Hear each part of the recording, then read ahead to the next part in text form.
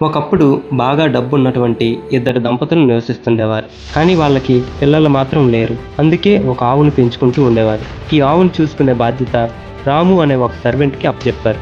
రాము కూడా చాలా నిజాయితీగా, నమ్మకంగా పనిచేసేవాడు. ఆవును కూడా చాలా బాగా చూసుకునేవాడు. దానికి టైంకి దానా వేస్తూ 2 పూటలా కూడా పాలు తీసి యజమానికిచ్చేవాడు.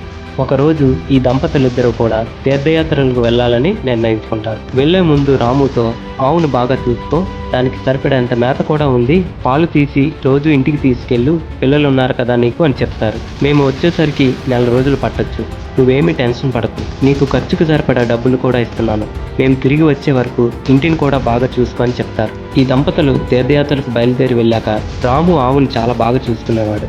రోజు పాలు తీసి ఇంటికి పట్టుకెళ్లేవాడు.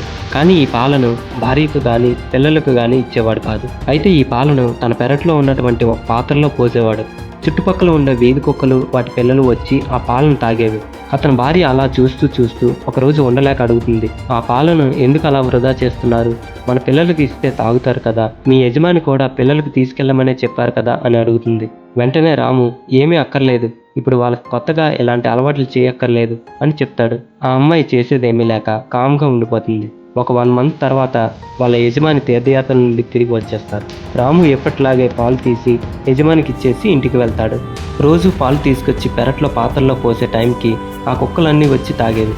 కానీ ఇప్పుడు ఏమీ లేకపోవడం వల్ల ఆకలితో అవన్నీ గట్టిగా అరవడం స్టార్ట్ చేస్తాయి. రాము భార్య ఏమీ అర్థం కాక రాము వైపు అలా చూస్తూ ఉండిపోతుంది.